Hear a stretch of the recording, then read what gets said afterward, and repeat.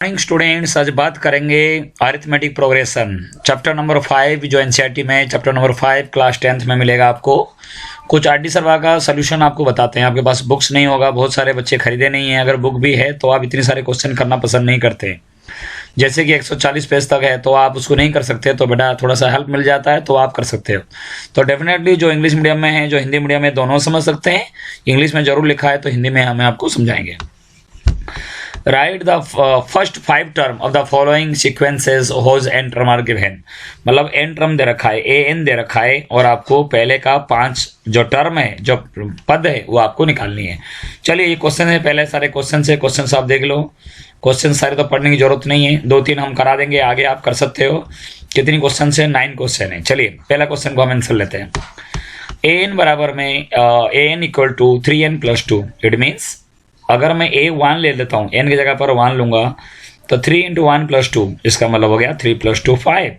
अगर मैं 2 ले लूंगा बेटा, जहाँ n है वहाँ 2 पुट करना है n में। 3 × 2 = 6 + 2 8। तो फर्स्ट हो गया आपका 5, सेकंड हो गया 8। ऐसे 3 लगाऊंगा, 3 × 3 9 + 2 11। तो आपका 5 8 11 इस प्रकार चलता रहेगा। उसने 5 पूछा है तो आपको पहले से 5 आपको निकालनी है। चेंज क्या करना है ना, जहाँ पे n है वहाँ चेंज करना है। ये 3 मल्टीप्लाई में और +2 में वो चेंज नहीं होगा, क्योंकि हमारा n टर्म ऑलरेडी दे रखा है। n टर्म क्या दे रखा है? n टर्म दे रखा है 3n + 2। इट मीन्स ये an के लिए 3 ये आपका सेम रहेगा, 3 2 आपका कांस्टेंट रहेगा। सिर्फ जो n है ये मेरा बदल जाएगा, ये जो n है वो मेरा बदल जाएगा, वो आपको ध्यान देना। चलिए सिंपल से हैं, तो ये n - 2/3, इसका मतलब 1 ले लोगे। 1 में से 2 माइनस करोगे -1, छोटे में से बड़ा जाएगा तो माइनस होगा, -1/3। ये मेरा फर्स्ट हो गया टर्म।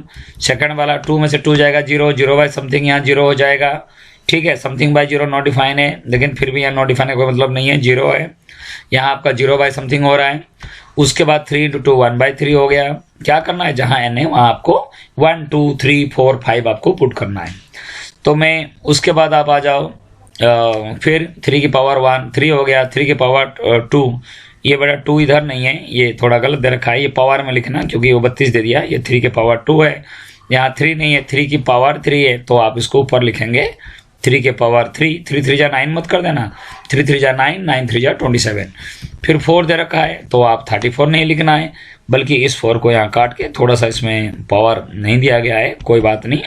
3 की पावर इसमें 4 हो जाएगा और 3 टू द पावर इधर 5 होगा। ठीक है, तो ऐसे आपको जो जो रकम मिला वो टर्म मिल गया। क्या मिल गया ना? पहले आपको मिला होगा 3 मिला, फिर 9 मिला, फिर 27 मिला, 81 मिला, 243। फिर 2n - 2, 5 constant, -2 constant, 3 constant, n को बदलते जाओगे। 3 - 2 1 1/5। इसमें कैलकुलेशन आपका अच्छा होगा।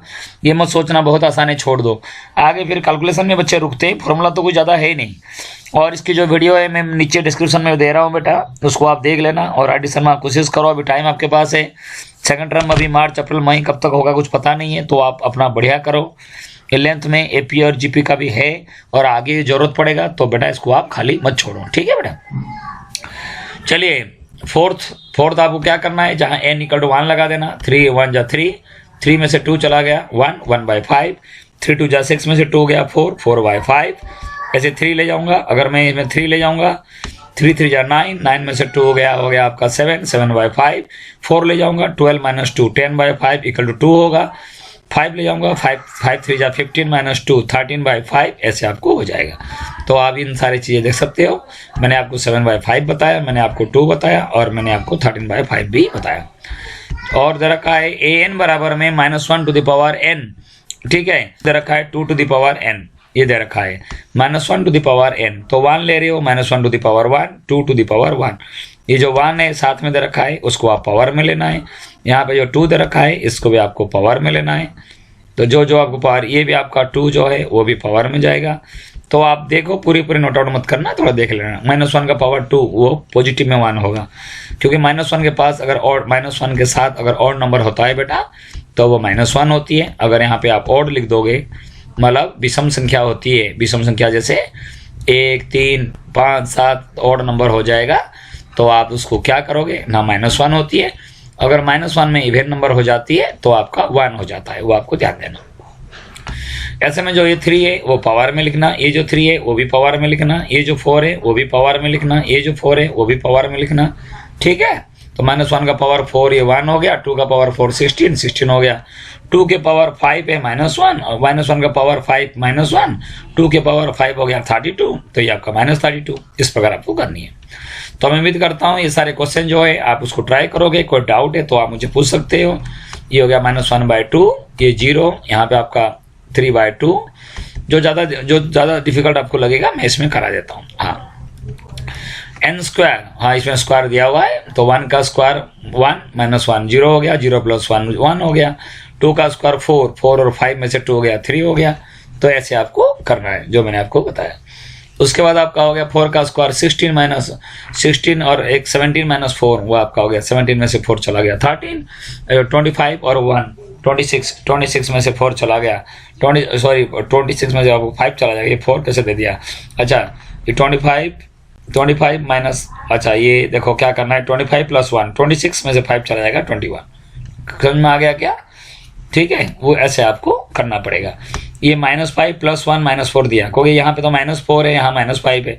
बड़े इन दोनों को जोड़ दो ना, 25 और 26, 25 + 1 26 - 5 21 हो गया ऐसे। तो ये ज़्यादा हार्ड नहीं है, आप उसको कर सकते हो। अगर आपको चाहिए थोड़ा बहुत हेल्प लेने की, ये मैंने आपको वीडियो थोड़ा सा धीरे धीरे मैं आपको दिखा रहा हूँ, और देख लेना। यहाँ पे अगर हाँ स्क्वायर नहीं है, स्क्वायर है तो ऊपर करना है, साथ में मल्टीप्लाई हो तो वही है। चलिए, फर्स्ट क्वेश्चन आपका हो गया। सेकंड में आते हैं, find the indicated term in each of the following sequence of n term are. इसका मतलब आपको स्पेसिफिक निकालना है। 12 दे रखा है तो 12 पुट करोगे, 15 दे रखा है तो 15 पुट करोगे। वहां था फर्स्ट 5 टर्म निकालना था, 1 2 3 4 5। यहाँ पे आपके मन के हिसाब से नहीं लगाना है, जो इसमें गिवन है A12 तो n की जगह पर 12 लगाओ, A15 मतलब तो इसका मतलब n की जगह पर 15 लगाओ। सी बात है। तो ये क्वेश्चन है देखो और 12 लगाते हैं 12 पंजे 60 में से 12 5 जा 60 -4 56। अगर 15 ले लूंगा, 15 × 5 75 - 4 71 हो गया। तो इस प्रकार का आपको जो टर्म दिया हुआ मिलेगा उसी टर्म को उसके ऊपर आप पुट करोगे। अगर 3 दे रखा है, पहले 3 निकालो फिर 8 निकालो। 3 को 1 2 3 जगह लगाना है, जैसे 5 को 1 जगह 2 जगह 3 जगह लगाना। जहां जहां n है वहां तुम्हें वो वैल्यू पुट करना है। कौन सी वैल्यू पुट करोगे? ये वाला जो वैल्यू है, क्या है वैल्यू n का? 5 है। फिर दोबारा सोल्यूशन करोगे n बराबर में 8 लेकर। ठीक है बेटा, तो आप देख सकते हो, इस सवाल को आप कर सकते हो। 5 भी है। चलिए नेक्स्ट आते हैं, question number 3। Find the next 5 term of each of the following sequence given by. लेकिन इसमें कंडीशन दे दिया, a1 = 1 बिल्कुल, और an दे रखा है, an = an + 1 + 2। और कंडीशन क्या दे दिया यहाँ पे, जो n जो है वो ग्रेटर है या इक्वल है 2 से। इसका मतलब 2 से कम हम लगा नहीं सकते, 2 या 2 से अधिक लगाना है। तो जब ऐसे कंडीशन आपको आ जाता है, आप यहाँ पे 1 पुट करने की आवश्यकता नहीं है, आप सीधे n की जगह पर 2 लगाना है। ठीक है, क्या लगाना है? n बराबर में 2। ये 2 क्यों लिया पता है? क्योंकि वो इसका अर्थ होता है या तो 2 है n का वैल्यू, या तो 2 से ज्यादा है। 2 से ग्रेटर का मतलब 3 4 5 6 कितनी मर्जी ले लो, लेकिन छोटा नहीं। अगर मैं 2 लगाता हूँ तो ये a की जगह पर जो n है यहाँ 2 हो गया। जहां जहां n दिख रहा है वहां आप लगा दो 2। तो 2 - 1 a1 हो गया +2। इस लाइन को आप समझ में आ गया होगा। 2 में से 1 जाएगा, 1 आ गया +2। और a1 दे रखा है मेरा 1 है, तो a1 की जगह पर आप 1 लगा दो। 1 + 2 = 3। तो कितना आ गया? 3 आ गया। तो a2 का जो वैल्यू है वो आपका 3 आया। फिर क्या करना है ना, पहले तो मैंने 2 पुट किया था, पहले मैंने क्या पुट किया? 2। और उसके बाद फिर क्या पुट करूंगा? फिर मैं 3 पुट करूंगा। ठीक है, 3 पुट करूंगा तो 3 - 1 तो आपका 2 हो जाएगा। ये रखो 3 - 1 ये 2 हो गया, प्लस में 2। लेकिन a2 + 2 आया। a2 का वैल्यू कितना है? a2 का वैल्यू देखो, a2 का वैल्यू आपने निकाल रखे ऑलरेडी, 3 है। तो 3 + 2 5। ये किसकी वैल्यू हुआ? a3 का वैल्यू हुआ। ठीक है, तो आपको 2 टर्म बोला है नहीं, तो 3 भी है। कितना टर्म आपको निकालने के लिए पूछा है? आगे इसको क्वेश्चन में देखो बेटा, 5 टर्म निकालना है। तो आप 2 3 4 5 6 आप निकाल सकते हो। इसकी वैल्यू आप इसमें पुट कर सकते हो। ठीक है, नेक्स्ट क्वेश्चन आ जाओ, 6 तक आप पुट करो। तो ऐसे आपको क्वेश्चन करना है। ये कंडीशन देखो क्या है, वही 2 के बराबर है या 2 से ज्यादा है। सो 2 से आप पुट करके चल सकते हो। और ये बाय n दे रखा है तो डिवाइड में आप 2 करोगे। तो कितना हो गया ना, a1 हो गया मेरा -1 दे रखा है, तो -1/2 पहला। 3 पुट करोगे तो वही 3 - 1 A2/3, तो A2 मेरा हो गया 1/-1/2, देखो -1/2 बाई 3 मतलब नीचे में ही 3 आएगा, तो आपका हो जाएगा -1/6। क्या आ गया? -1/6 इस टाइप का आएगा। ऐसे 4 ले लो, ऐसे 5 ले लो, ऐसे। उसके बाद आप आ जाओ नेक्स्ट में 4 वाला भी आपको करना है ऐसे, तो ये 1 से बड़ा है, इसका मतलब n आप 2 से ले लेना, 2 से लेके आप उसको कर सकते हो, ठीक है, 2 से। तो उसके बाद आप आ जाना इधर 9.2। तो बेटा मैं उम्मीद करता हूँ कि 9.1 आपको थोड़ा सा मैंने हिंट्स दिया, सारे समझा दूँ बेटा, आप लोग फिर प्रयास नहीं करेंगे, पूरे उतार लोगे, खुद प्रैक्टिस करो, नहीं आएगा तो आपको मैं थोड़ा सा और सिंपली थोड़ा सा धीरे धीरे आपको दिखा देता हूँ वो वीडियो। चलो, क्योंकि ज़्यादा फास्ट में फिर आप उसको नहीं कर सकते। करना क्या है, आप प्रैक्टिस करो बेटा, ये चैप्टर पेपर में नहीं आएगा क्या हुआ, लेकिन आप उसमें कैलकुलेशन थोड़ा बढ़िया हो जाएगा, और एपी के वही चाहिए, आगे चैप्टर्स में कुछ नहीं है, बस थोड़ा सा कैलकुलेशन आपको चाहिए जो मैंने आपको बता दिया। चलिए आगे 9.2 में हम आते हैं। 9.2 में, हाँ 9.2 का first question, for the following arithmetic progression right the first term and the common difference. First term, ये प्रथम टर्म आपको पूछा है, पहला होता है ए होता है, और कॉमन डिफरेंस जो होता है वो डी होता है। कॉमन डिफरेंस आप दो कॉन्सिक्यूटिव जो टर्म है किसी को माइनस करो, 7 को 3 से करो, 3 को 1 से करो, -1 को -5 से करो। कभी कभी शुरू का रकम ज़्यादा हार्ड होती है, ज़्यादा बाद में ज़्यादा आसान हो जाती है, तो लास्ट में दोनों को डिफरेंस माइनस कर दो, कोई इशू नहीं है, ठीक है। और एपी ऑलरेडी दे रखा है, हमें चेक नहीं करना है। अगर एपी नहीं दिया होता पहले हम माइनस करते, चेक करते, फिर हमें ए और डी निकालते, लेकिन यहाँ ऑलरेडी एपी दे रखा है। इट मीन्स जो पहला टर्म होती है, फर्स्ट टर्म होती है, ये आपका -5 है, कॉमन डिफरेंस -1 माइनस और -5। यहाँ बच्चे मिस्टेक करते हैं, -1 -5 करते हैं, जो कि -6 करते हैं, वो गलत है। देखो -1 हो गया मेरा सेकेंड टर्म में, -5 हो गया मेरा फर्स्ट टर्म में, और उसके बीच में ये माइनस लगाना मत भूलना, तो माइनस प्लस हो गया, -1 + 5। कुछ कमजोर बच्चे होते हैं, ये भी सॉल्व नहीं कर पाते। देखो इन दोनों में बड़ा कौन है? 5 है, 5 के पहले कौन सा साइन है? पॉजिटिव है, तो पॉजिटिव में आएगा, 5 में से गया 4 आएगा। क्लियर हुआ? बिल्कुल पॉजिटिव में आएगा। सबसे पहले आपको क्या करना है, दोनों नंबर में से देखना जो नंबर बड़े हैं, जैसे -1 -5। मैं आपको कुछ थोड़ी सी चीज़ें बता देता हूँ। जैसे अगर आपका आ गया, बच्चे ज़्यादा बहुत सारे बच्चे होते हैं जो कि उनका लॉकडाउन के चलते उनका जो बेस है वो भी थोड़ा कमज़ोर हो गया। अब इसकी आंसर निकालने के लिए वो क्या करते हैं, देखो मैं आपको बता दूँ, माइनस प्लस और 6 लिख देते हैं। बिल्कुल गलत है बेटा, ये गलत है।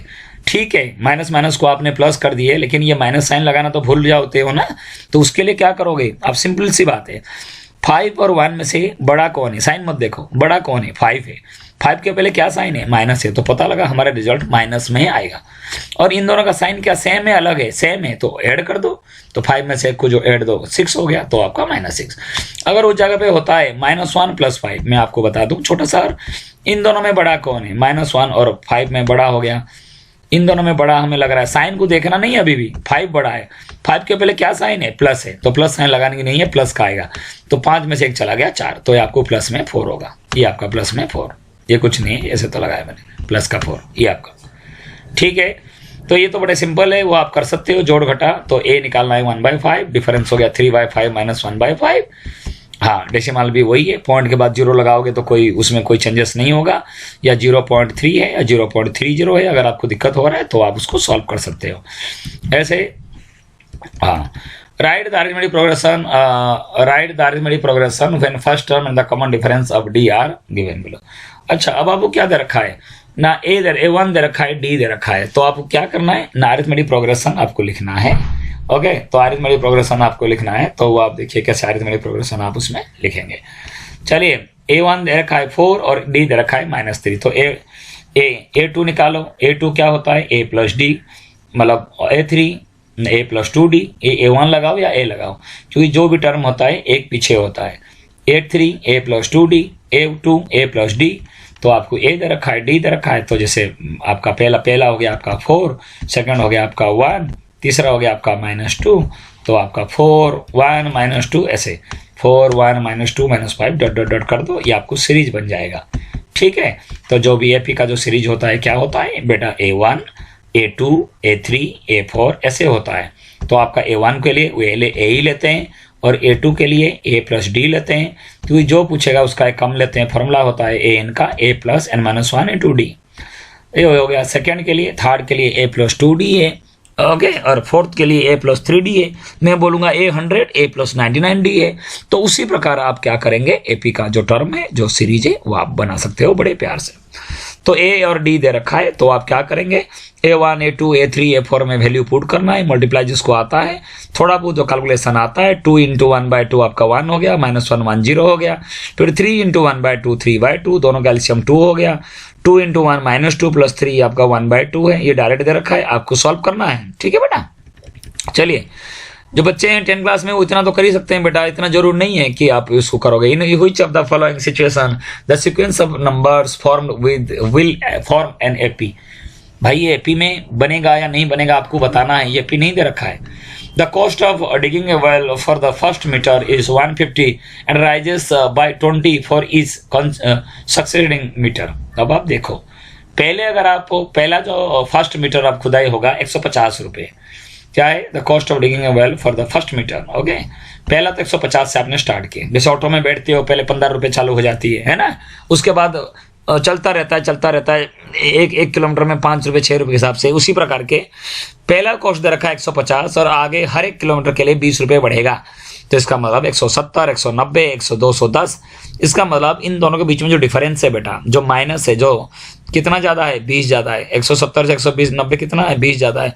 190 से 210 कितना है, 20 ज़्यादा है। इससे से इसे कितना है, तो इनके बीच में जो कॉमन डिफरेंस वो सेम है, इसीलिए वो एपी में है। क्लियर हो गया क्या आप? तो आप समझोगे, देखो 20 का अंतर आ रहा है, तो आप लिखोगे कि ये एपी में है, तो आप उसको ध्यान देना, ठीक है। दूसरा, amount of air present in cylinder first time x। तो सेकंड क्वेश्चन अभी यहाँ हमें दिख नहीं रहा है, सेकंड क्वेश्चन देखो, the amount of air present in the cylinder, okay, amount होना चाहिए, अमाउंट दे रखा है। चलिए, the amount of air present in the cylinder when a vacuum pump removes each time 1/4 of the air remaining in the cylinder। तो बेटा क्या दे रखा है ना, जो एयर जो सिलेंडर में प्रेजेंट है, जब हम पंप को रिमूव करते हैं तो कितना हो जाता है ना, 1/4 जो है वो रिमूव हो जाती है। तो आप देखो, तो कैसे, अगर मान लो मैंने मान लिया कि पहले तो कुछ पता नहीं है, पहला जो था अमाउंट जो प्रेजेंट है सिलेंडर में फर्स्ट टाइम है वो x है, उसका 1/4 रिमूव हो जाता है तो बचा 3x/4 बच गया। फिर 3x/4 का 1/4 है तो 3x/16 हो गया, उसको माइनस करो 9x/16। ऐसे आपका चलता गया, और जब आप माइनस करेंगे देखो क्या क्या आंसर आ रहा है। जब सब्सट्रैक्ट करेंगे सेकंड में से फर्स्ट को, तो बेटा ये इतना आ रहा है, सेकंड में से करोगे तो डिफरेंस इतना आ रहा है, थर्ड में से देख रहे हो डिफरेंस अलग आ रहा है। तो इससे आप कह सकते हो वो बिल्कुल एपी में नहीं है, क्योंकि एपी के लिए कंडीशन क्या होता है ना, जो कॉमन डिफरेंस है जो डी है वो सेम होना चाहिए, लेकिन यहाँ तो डी तो सेम नहीं है, इसलिए वो एपी में नहीं है। So that the sequence defined by an equal to, क्या दे रखा है ना, 5n - 7 इज एन एपी। तो दे रखा है कि 5n - 7 जो है वो एपी में है, and find its common difference. तो n इक्वल टू 1 दे दिया, तो 1 निकालो, 2 ऐसे वैल्यू निकाल लो, और कॉमन डिफरेंस देखो निकालो, 5 है। दोनों में देखो कैसे ना, ये 2 दे दिया, तो 3 में से -2 माइनस करो तो 5 हो गया, 8 में से 3 को माइनस करो 5 हो गया। तो आपको पता लग गया कि कॉमन डिफरेंस आपका सेम है, इसका मतलब वो एपी में है, ठीक है बेटा। चलिए question number 5, so that the sequence defined n equal to 3n² - 5 is not AP. तो आप क्या करोगे ना, देखो तो आप वैल्यू पुट करो, बिल्कुल ये 2 प्रूफ लिखना चाहे लिख सकते हो, कोई बात नहीं, लेकिन n इक्वल टू 1 लगा दो, n इक्वल टू 2 लगाओ, n इक्वल टू 3 लगाओ। फिर आप देखो कॉमन डिफरेंस, सबका कॉमन डिफरेंस देखो, ये आपका 9 आ रहा है, इधर आपका 13 आ रहा है, जबकि कॉमन डिफरेंस सेम आना चाहिए, इसलिए वो एपी में नहीं है। आपको ज़्यादा दिक्कत लेने की जरूरत नहीं है कि अगर कॉमन डिफरेंस सेम नहीं होगा तो आपका ये नहीं है, ठीक है। क्वेश्चन नंबर 6 में आ जाओ कि the general term of a sequence is given by an equal to -4n² + 15 is the sequence an AP. बिल्कुल वही, find its 15th term and the common difference. बेटा आप n इक्वल टू n को put करोगे, n equal to 1, n equal to 2, n equal to 3, ऐसे आप put करते जाना। a1 में आपका 11 आ गया, 11, a2 में आपका -1, a3 में आपका -21। आप देखो -1 में से -11 माइनस करो तो -12, और -21 में से -1 करो, माइनस प्लस हो गया तो 20। तो ये दोनों आपको सेम नज़र नहीं आ रहा है, तो वो एपी में नहीं होगा, ठीक है। तो इसी वो एपी में नहीं है। Find the common difference and right the next 4 term. वो फर्स्ट क्वेश्चन कर रहे थे ऐसी है, find the common difference and next 4 term. Common difference -2 -1 -3 हो गया, और नेक्स्ट टर्म क्या है, इससे फिर जोड़ते जाना। ठीक है, ये कोई ज़्यादा हार्ड नहीं है, ये आप कर सकते हो। ये 5.1 में भी ऐसे क्वेश्चन आपको एनसीईआरटी में मिलेगा। Okay, prove that no matter what is the real number a and b are the sequence with n term a plus n b is always an AP. What is the common difference? Prove that no matter, वो matter नहीं करता कि what is the real number a and b, a और b real number, क्या real number है। The sequence with n term a plus n b is always an AP, वो AP में है। देखो आपको एक दे दिया ए 1 2 3 4 दे दिया, A4 भी है, तो उसमें हम देख रहे हैं कॉमन डिफरेंस A2 - A1 वो B आ रहा है। ठीक है, फिर D2 ले रहे हैं B आ रहा है, D3 ले रहे हैं B आ रहा है, तो तीनों आपको बराबर हो रहा है, तो आप कह सकते हो it is an AP with common difference B। तो कॉमन डिफरेंस B, तो अगर क्या दे रखा है, अगर एक रियल नंबर है, prove that no matter that is real number A and B are the sequence with n term A plus n B. ठीक है ना, जैसे ऑलवेज एन एपी, तो आप वैल्यू उसमें पुट कर दो, 1 1 2 3 4 पुट करके आप चेक कर सकते हो। A1 ऑलरेडी दे रखा है, अगर मैं इनकी जगह पर 1 पुट करूंगा तो आपका A प्लस हो गया B, 2 पुट करूंगा A प्लस 2B, ऐसे फिर कॉमन डिफरेंस निकालो, फिर चेक कर सकते हो। Write the sequence with n term, write the sequence. चलिए, तो आप क्या दे रखा है, so that all of the above sequence from AP. बेटा वही क्वेश्चन सेम बार बार आ रहा है, आप उसमें वैल्यू पुट कीजिए, n = 1 n = 2 n = 3 n = 4 करके कॉमन डिफरेंस निकालो। अगर सेम हो गया तो एपी में है, अगर सेम नहीं हुआ तो एपी में नहीं है। ये सब ज़्यादा इंपॉर्टेंट क्वेश्चन नहीं है, लेकिन आप एक बार प्रैक्टिस, अगर एक क्वेश्चन कर लिए, सेम क्वेश्चन रिपीट हो रहा है, तो इसको ज़्यादा टाइम हमें लगाना नहीं है।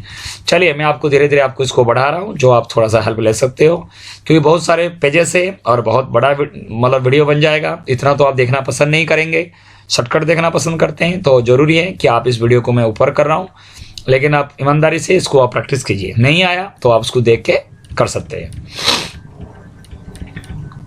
Question number 10, find out which of the following sequence are arithmetic progression. Simple सी बात है, अब माइनस करना है। सेकंड को फर्स्ट से, सेकंड को 6 में से 3 गया, कितना आया 3, 12 में से 6 गया 6, यहीं पे नहीं हुआ तो आगे माइनस करने की जरूरत नहीं है, एपी में नहीं है। ऐसे आपको अगर सब्सट्रैक्ट करना आती है तो आपको ये पता लग जाएगा, क्वेश्चन नंबर 10 आपको हो जाएगा। फिर भी इसकी बहुत क्वेश्चन है, 12 क्वेश्चन है, कॉमन डिफरेंस निकालते जाओ। सेकंड में से फर्स्ट, थर्ड में से सेकंड, A2 में से A1, A3 में से A2, A4 में से A3, यहीं पे समान नहीं है तो आगे माइनस करने की आवश्यकता आपको नहीं है। अगर समान होता जा रहा है तो लास्ट तक कर लो, कोई दिक्कत नहीं है। अगर यहीं पे कहीं गड़बड़ हो गया, दोनों समान नहीं है, तो आगे आपको माइनस क्यों करना है।